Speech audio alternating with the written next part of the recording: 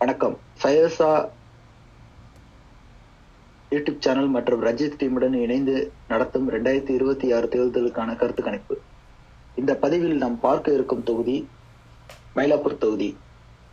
இந்த மயிலாப்பூர் தொகுதியின் சுற்று வட்டார பகுதிகள் என்பவை ஆழ்வார்பேட்டை, ராஜ அண்ணாமலைபுரம், சாந்தோம் ஆகிய பகுதிகளை உள்ளடக்கிய தொகுதியாகும். இந்த பகுதியில் நடந்த முடிஞ்ச தேர்தல்களில் இதுவரை 6 தொகுதிகளில் திமுகவும் 6 தொகுதிகளில் அதிமுகவும் மாறி மாறி வெற்றியடைந்துள்ளன. இதில் தற்போது திமுகவை சார்ந்த தா வேலு என்பவர் போட்டியிட்டு வென்றுள்ளார்.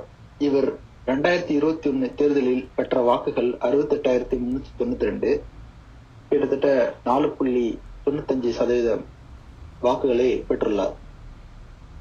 அவரை தொடர்ந்து இரண்டாவதாக போட்டியிட்ட அஇஅதிமுகவை சார்ந்த நட்ராஜ் 55,750 வாக்குகள், அதாவது 36.65 வாக்கு சதவீதங்கள் அடிப்படையில் தோல்வியடைந்து 2ஆம் இடம் பிடித்துள்ளார். 3வது இடம் மக்கள் நீதி மைய கட்சியை சேர்ந்த ஸ்ரீபிரியா 14,904 வாக்குகள் பெற்றுள்ளார்.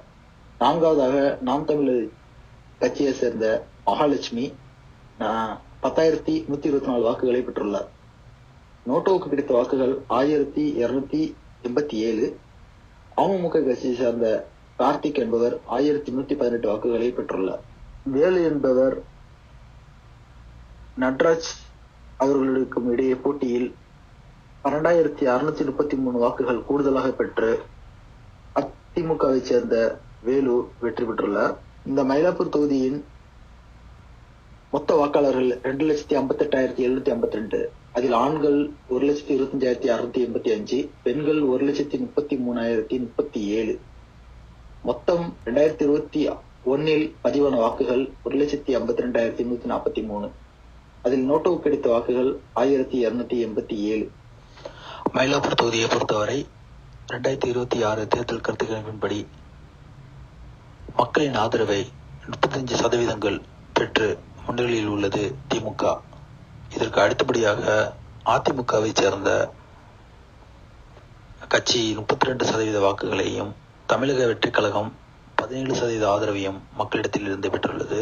நாம் தமிழர் கட்சி இங்கு 12% ஆதரவை பெற்றுள்ளது.